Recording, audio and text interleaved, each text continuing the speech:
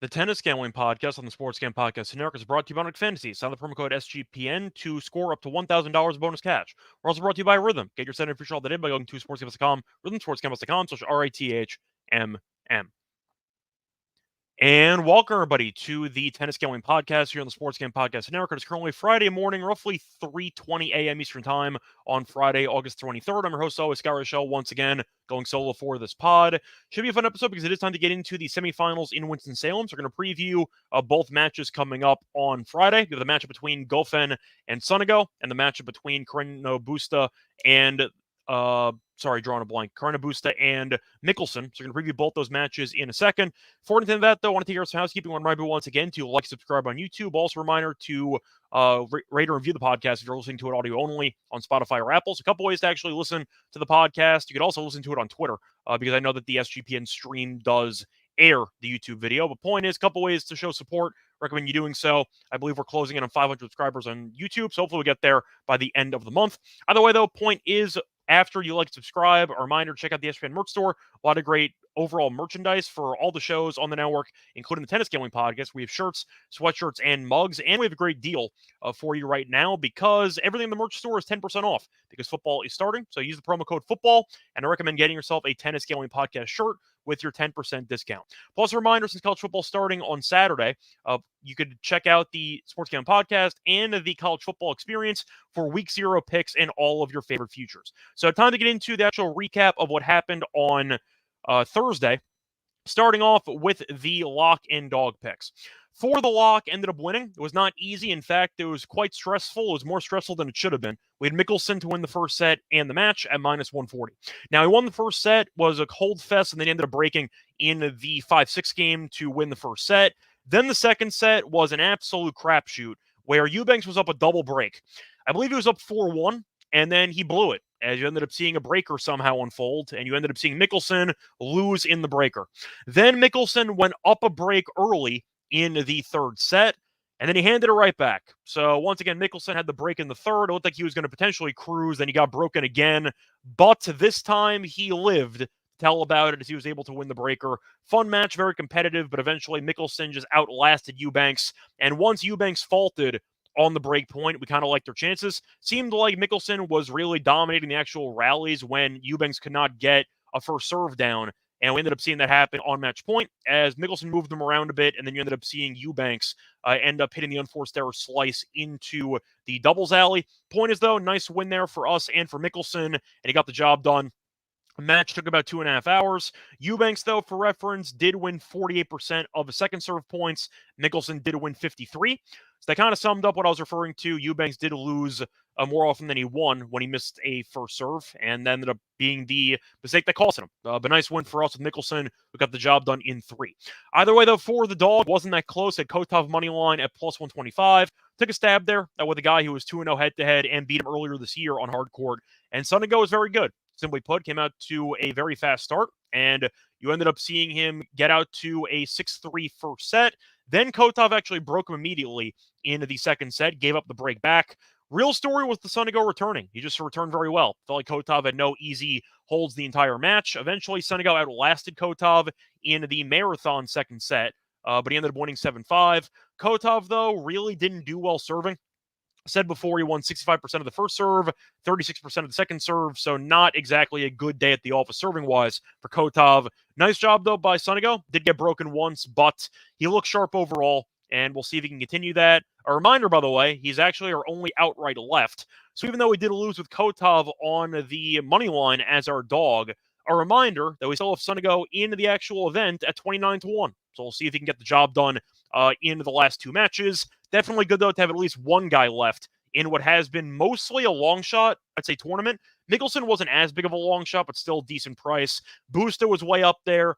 Goffin was way up there. And Sonego, as you can see, is 29-1. So he had the right idea for this event where a lot of the higher seeded guys lost immediately or even withdrew if you're in Cheng's case. So we had the right idea. Unfortunately, though, we did lose 3 out of 4, but Sonego is still alive at 29-1, so hopefully he gets the job done. Either way, though, a point is to get back into the actual recap of the matches. You ended up seeing, once again, the 2 matches I mentioned. The Mickelson match was the match of the day because that went to a finals at Breaker. That was definitely a fun overall war that unfolded. Besides that, the other matches were straightforward. Sonego beat Kotov. He led most of the way. Second set was dicey. Had a bunch of break points for both sides in that second set. Sonego got the job done, though, as he broke in the 5-5 game, then held to win 7-5 in the final set. The performance of the day, though, was tied between two guys who used to be within the top 10, Goffin and Busta, because Carreño Busta and Goffin were absolutely incredible on Thursday. And the argument is who played better, because they both really played top tier. It really looked like they found the fountain of youth and they flashed back to like 2012. They were phenomenal. So Goffin, I thought, would dominate against Hijikata. In hindsight, the straight set should have been my dog, but whatever, it is what it is. I thought Goffin was going to beat Hijikata. Thought Hijikata would be exhausted after going 3 sets against Kaza and 3 sets against Chorich. Goffin, though, since dropping 1 set to Munar, has been on the warpath, and I thought he'd dominate. He looked very good against Rinderknech the round prior. This match was an absolute murder. He won 6-1, 6-3. It was a destruction. I don't think I've seen Goffin play this well in years, and he now is in the semis. And in my opinion, might be the tournament favorite. I think he's that good, at least based on current form. He has been destroying people so far in the event, and Hijikata had no chance. Hijikata couldn't serve the entire match. Felt like Goffin was constantly involved in getting to a 30-30 in all the return games. You saw him face one break point the entire match in the second set, and he ended up holding it off. I saw Hijikata get broken 3 times. That was in the first set, actually. Goffin faced one break point in the first set. Hijikata got broken 3 times in the first set. And for the overall match, Hijikata got broken 4 times, and Goffin only faced that one break point in the entire match.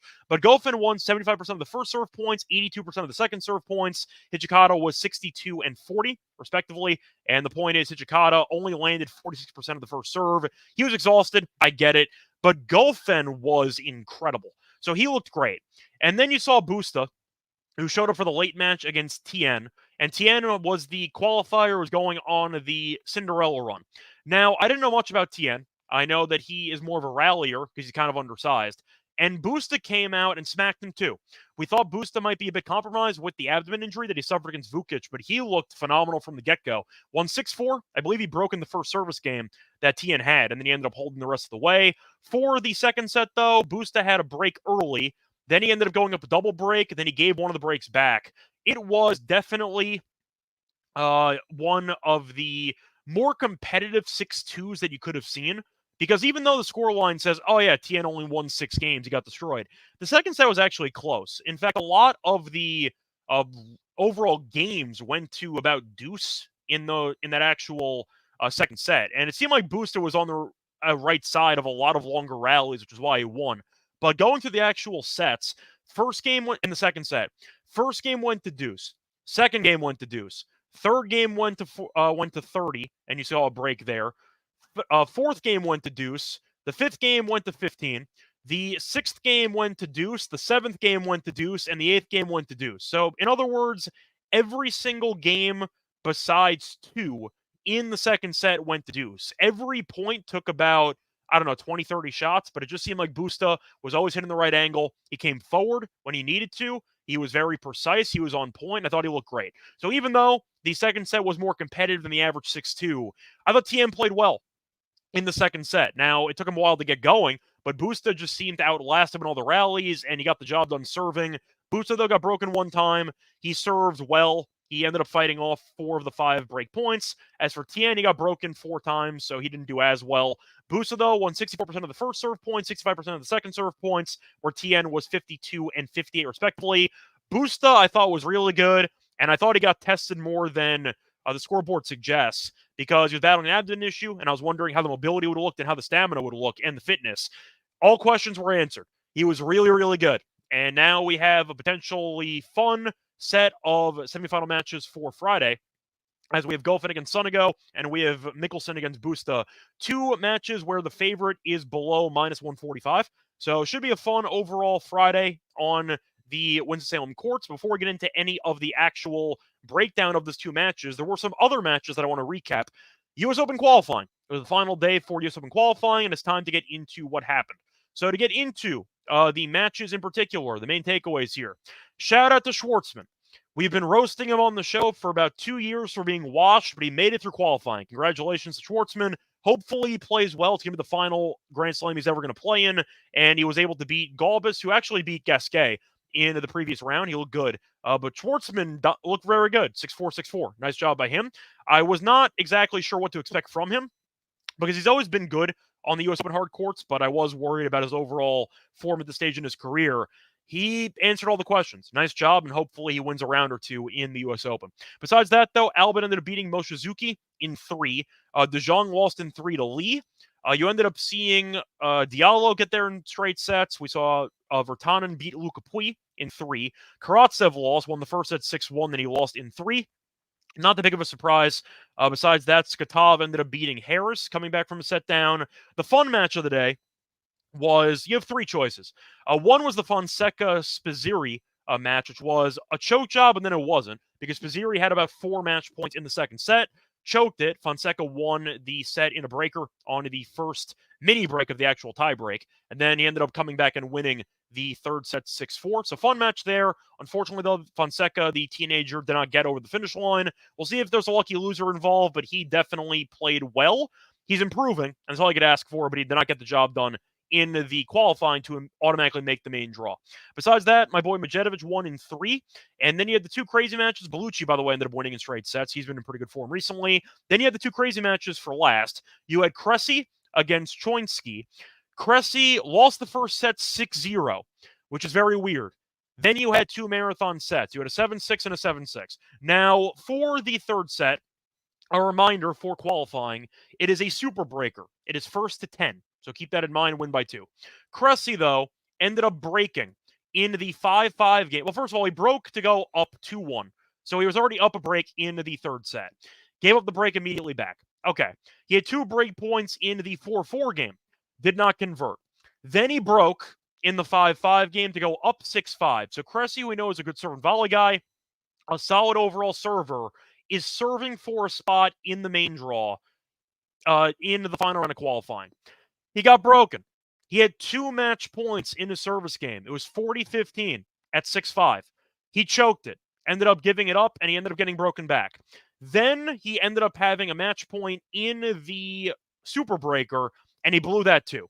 So Cressy ended up going up he went up a break twice in the third set. He served for the match with 2 match points. Then he had another match point in the tiebreak, and he lost. So that was definitely the choke job of the day. It belongs to Cressy. That was embarrassing. And Choinski got the job done. Nice overall toughness by him mentally for coming back from winning the 6-0 set just to lose the next set and to go down a break on 2 separate occasions. He could have easily packed it in at the 15-40 spot while he was down double match point. He fought. That's all I could ask for. Nice job by him fighting off 3 match points. And for the late match, you ended up having Hallis, who beat Kim in a fun 3-setter as he won the first set and the third set in tiebreaks. For the actual third set, it was a break fest. Saw Kim break immediately to start the third set. Then you saw Hallis broke back in the 2-3 game. Then Kim broke the next game to go up 4-3 again. Then Hallis broke back. Then, like Cressy, Kim broke to serve for the match, and then he got broken again while serving at 6-5. So you had 2 really bad choke jobs back-to-back in those matches, but Cressy's was worse because he had 3 match points, and Kim had 0. So that was the main difference between them, but the point is you ended up seeing Kim get 2 points away from winning, and then he ended up losing as Hallis went up 10-7 in the breaker to win it. So pretty fun, entertaining matches late in qualifying.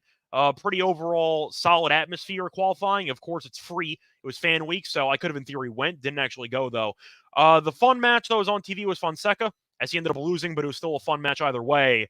A lot of nervous energy in the building for a couple of guys who kind of choked down the stretch, and as a result, it did result in some good tennis. But either way, time to get into the actual preview of the Friday matches taking place in Winston-Salem. Before getting into that, though, I want to remind you once again that we are brought to Monic Fantasy, because if you play their pick'em, you have a chance to win 1,000 times your entry. Or you can play fantasy football the right way with Best Ball Mania. Best Ball Mania is live with $15 in prizes, Ignite specials, and boosts on all your flex entries. I'll probably end up doing something we'll go with Collier and WNBA. We'll go with her lower 32.5 PRA in the game against the Aces on Friday. That'll be my choice for my personal entry. Sign up the promo code SGPN to claim your special and first-time positive offer up to $1,000 bonus cash. Under Fantasy promo code SGPN. We're also brought to you by Circus 5 and Circuit Million. Circus Sports is back with Circuit Survivor and Circuit Millions, giving away $16 million guaranteed prizes. And you could also go to Vegas. It's Ultimate Contest Weekend actually right now going on, where you can hang out with Ryan and Sean and enjoy some of the open bar events at the World's Best Sportsbook. A reminder that you should use the promo code SGP15 to get 50% off your hotel room for sign-up weekend. And in order to actually be in the contest, you have to sign up in person. Then you can use a proxy to play from anywhere. You have to sign up between now and September 7th. And if you use a proxy, go to proxy.footballcontest.com, save you $50 with the promo code SGP, and you'll also get a free hat. Welcome back, everyone, to the Tennis Gambling Podcast. Just finished recapping what happened on Thursday. Time to get into the matches for Friday. Starting off with the early match, you have a matchup between Sonego and Goffin taking place at around 4 p.m. Eastern Time. For the money line here, different prices, but I'm going to use the one I have in front of me. Goffin is minus 140. You have Sonego at plus 120. So is minus 110 apiece, actually, about an hour ago. But Sonego is plus 1.5 games. Goffin minus 1.5. The over-under is at 22.5. For the set spread here, Goffin in straight sets is plus 190. Sonego in straight sets is plus 250. The over 2.5 sets is around plus 125, plus 130. So to go through the head-to-head history, they faced off 2 times in the past. 1 time randomly this year on clay, and 1 time back in 2021 in Montpellier on hard court. So to go through the most recent meeting in Monte Carlo back in April, Sonego lost the first set 1-3. So it was a competitive matchup, but Sonego got the job done there. For Montpellier, though, about 3 years ago, Goffin did win 6-4, 6-4. So does that matter? Not really. Just mentioned in the head-to-head history, Sonego's not dropped a set in the entire event. He's only played 2 matches, though. Beat Stricker 6-4, 6-1. Had a bye because Shang dropped out, and he ended up beating Kotov in straight sets. I thought he looked good.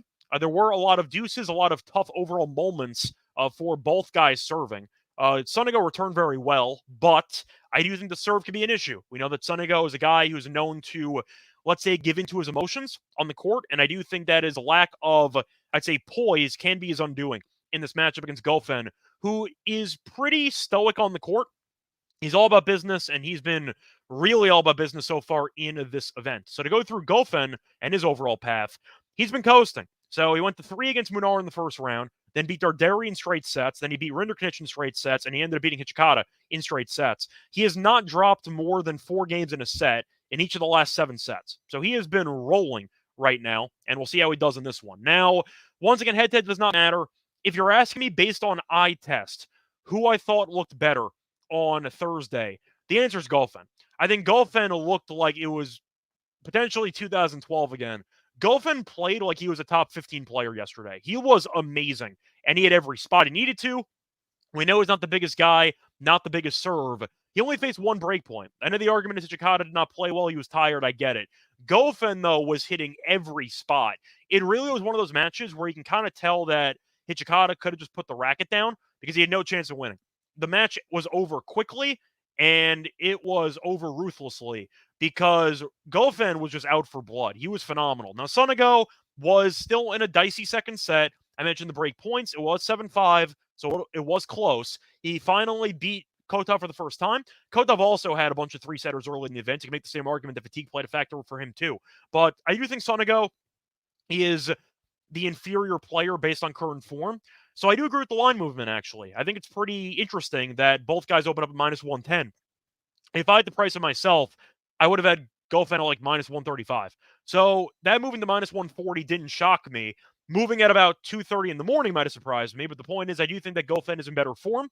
And if he plays like he did against Hichikata or against Rinderknech or against, for example, Darderi, he might win the entire thing. He's been that good. So I'm going to go with Goffin in this one to get the job done. Maybe the over. Maybe it goes 3. We get a replay of what we saw in Monte Carlo where it ends up being a competitive battle. But I do think you're going to see Goffin look sharp. Give me Goffin in this one in the opener.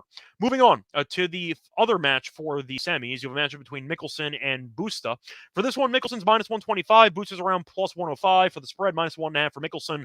Plus 1.5 for Busta. The over 22.5 games and under are both at minus 110. For the set spread, Mickelson in straight sets is plus 190. Busta in straight sets plus 230. For the over-under, you have over 2.5 sets. The over is plus 135. The under is minus 165. Now, we know Mickelson is young, so obviously they have no head-to-head meetings because we know Mickelson has barely been on tour at this point in his career. Now, Busta, I said before, has been incredible. He has dropped one set in the entire event because he hurt his stomach against Vukic, and he came back and he won. He has, like Goffin, in all the sets that he's won recently, he has dropped less than 5 games in each of those sets. So when he wins comfortably, and I do think that he can definitely get the job done in this matchup. Now, the real story is durability, because we saw Busta get injured against Vukic, and since then he's won all 3 sets. So he looked very good against Tien, showed no ill effects at all. He looked comfortable and healthy, which is a very good sign for us and for him, because he can also potentially make it to the final and potentially win the title for the second time here. So I do think Busta is in line for a good showing. I believe he has the most wins ever on these courts in Winston-Salem. I think he's number 1 all time, and I think he's a former champion as well. So Busta has very just solid historical performances on these courts. And I guess the argument that I have for Mickelson, which is why I'm not going to take him, how fatigued is he going to be, and should I be impressed by how he ended up beating Eubanks? I know Eubanks ended up beating Sefulin. On a side note, by the way, I gave it a parlay on Twitter for the quarters. I had Busta at 5-1, and I had Sefulin at about like 4-1 or so. And unfortunately, we saw Sefulin lose. Busta won, so I missed it by about a match or two.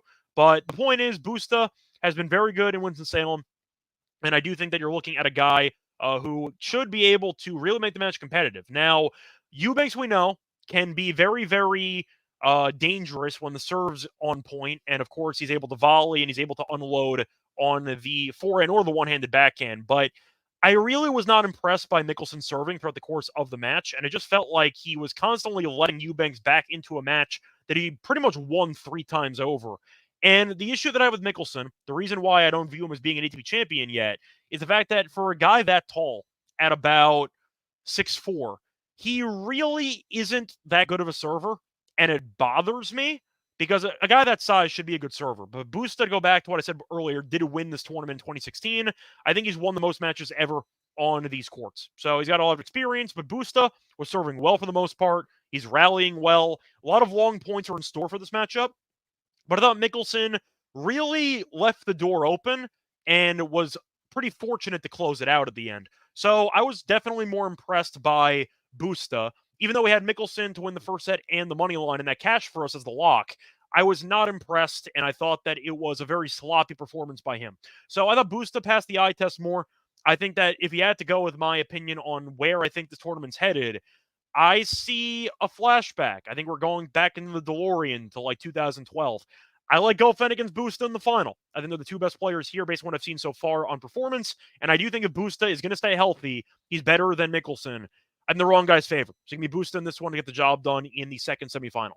That's going to wrap it up, though, for the preview for the 2 matches on Friday. Now it's time for the lock and dog picks. Before that, I want to remind you once again, we are brought to you by Rhythm, because you can build your own sports betting model for football, and you can also use Rhythm, which is the #1 AI-powered sports betting platform that helps bettors of all levels the ability to build custom predictive models in seconds and get projections and predictions on all money lines, spreads, totals, and props. You can build your own model or just copy one of the top-performing ones on the platform that's already made and press Build a Model for Me, or Rhythm can give you the projections for every game and player props. And they also have a bunch of stats, research, and trend analysis that can give you more betting insight. Simplify your betting process with college football kicking off on Saturday. You can use Rhythm for golf and WNBA as well. You can also build models with, for example, random games for the opening weekend for college football. If you want some thoughts on Hawaii -40, or if you want Delaware State +40, or maybe you want to go to Ireland and talk about the Georgia Tech and Florida State game. You can analyze all the games. They have options for you. So once again, check out that platform, and you can get a free trial. Claim the 7-day free trial today by going to sportscampus.com, rhythmsportscampus.com/RATHMM. We're also brought to you by Game Time. Game Time is now an authorized ticket marketplace for Major League Baseball, which makes getting tickets easier and faster, and the prices on the app actually go down closer to game time. So keep that in mind. With Carol last-minute deals, all-in prices, views from your seat, and the lowest price guarantee, Game Time takes the guesswork out of buying MLB tickets, and I recommend using those last-minute deals because you can save a lot of money.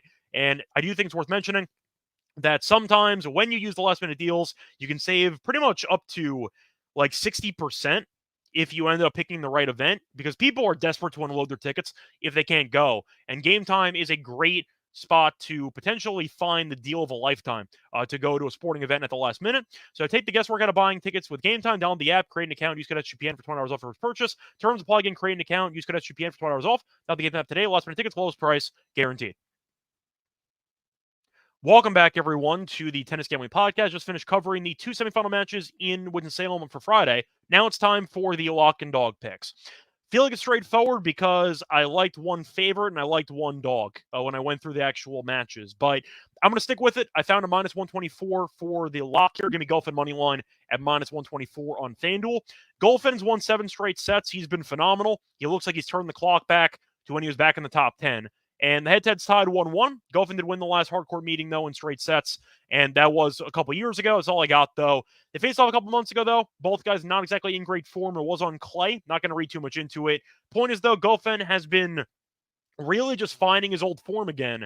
And Sonego did look a little bit shaky with some of the service games against Kotov in the second set. So I do think that it makes sense. The line has moved from minus 110 to about minus 140. I found a 124, though. I do not expect it to stay there. Give me Goffin money line at minus 124 as my lock. For my dog, I am going to go with the underdog on the money line here. Give me Carreño Busta at minus 110 on the money line, at a plus 110, on the money line. So Carreño Busta has won 8 of his first 9 sets here. And Mickelson barely beat Eubanks in the quarterfinals. It was very shaky, and it looked like he was potentially going to lose in that matchup. So Mickelson had a marathon. He got the job done, but Busta has been playing much better than Mickelson based on the eye test. And I do think that Busta and Goffin are right now the two best players in the field from what I've seen for the last week. So with that being the case, I really think Mickelson shouldn't be favored. He's off of a marathon match. The crowd will support him because he's American, but, Busta's a good story. He was a former semifinals in the U.S. Open. He was a top 10 player. He had injuries. It's a good story. I think he'll have some support as well. Point is, though, I do think that Carreño Busta has been better than Mickelson and more consistent. And Mickelson's off of a marathon while Busta was able to win in straight sets on Thursday. Barring injury, which is a question mark, I'll admit it. I think plus 110 is a good price, so I am going to go with Busta in this one. So once again, my picks for the lock and dog segment. The lock's going to be on Goffin money line at minus 124. My dog will be on Carreño Busta money line at plus 110. That's going to wrap it up for this episode. Busy next couple days planned. A reminder that we have the final, the preview for Winston-Salem. So we're going to get into that next episode. But we do have a couple episodes over the weekend scheduled because we have the U.S. Open starting. So we got to do 2 episodes, one for the WTA preview and one for the ATP preview. So probably 2 episodes coming out on Saturday. Technically 3. Depends on when the odds actually come out for the Winston-Salem final. So maybe 3 episodes in one day. But there will be an outrights episode for the U.S. Open on the men's side and the women's side this weekend. So a lot of episodes to get to this weekend. Tune in and make sure you end up, I'd say, avoiding potentially going into these events blind. You can let me do the research for you. Point is, though, I am going to cover every overall quarter as well. Should have quarter odds there. And then we'll get into the lock and dog pick for the first round at the end of those 2 shows. Either way, though, until next time, find me on Twitter at Reichel Radio. Find me on the NBA show, the WNBA show as well. Fresh off a sweep there in the WNBA. Did an episode with Terrell about a couple hours ago. So if you want some thoughts on the Friday games, have that covered for you as well in basketball. And find me on the MLB show as well. Did an episode with Lante for the Friday game. So if you do want my thoughts on the baseball games for Friday, check out that episode as well. Till next time, good luck to all of you and all of your bets. Bye, everyone.